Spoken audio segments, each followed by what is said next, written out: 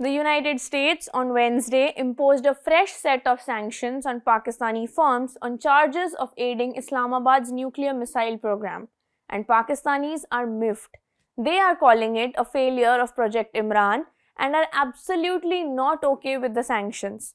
The sanctions have officially been labeled as double standards of the US State Department, which is discriminatory towards Pakistan.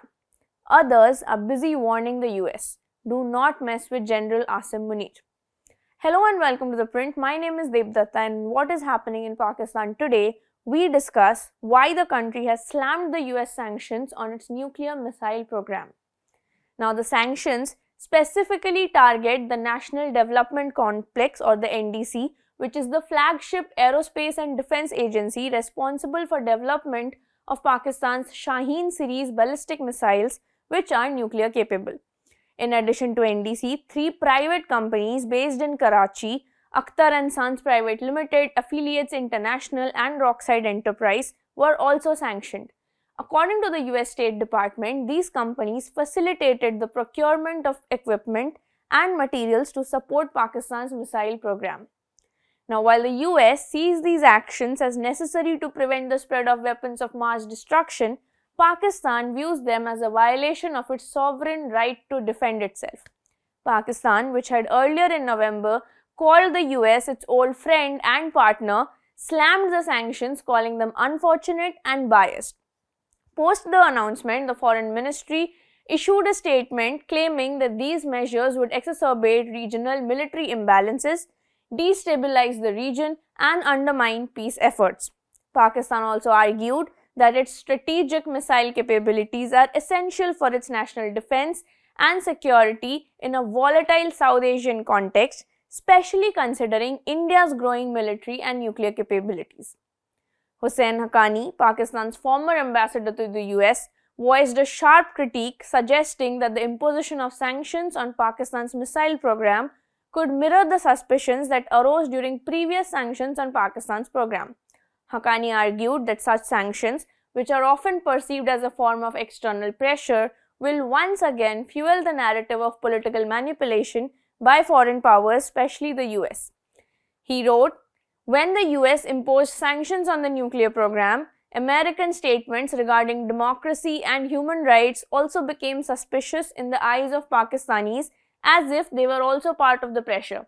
Now, sanctions related to the missile program may create a similar impression in Pakistan's internal politics."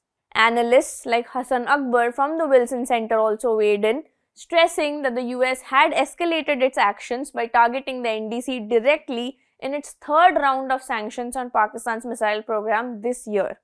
This is being seen as a step further in Washington's strategy, which Pakistan perceives as a part of an effort to curb its military development in a region which is already rife with geopolitical instability right now.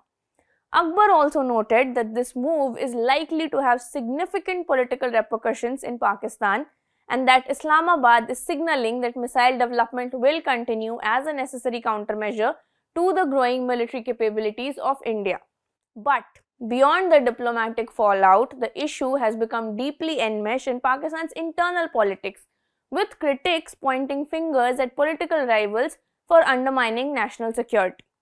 The Pakistan Muslim League, Nawaz (PMLN), and the Pakistan Tehreek-e-Insaf (PTI) have made it into a battle of superiority.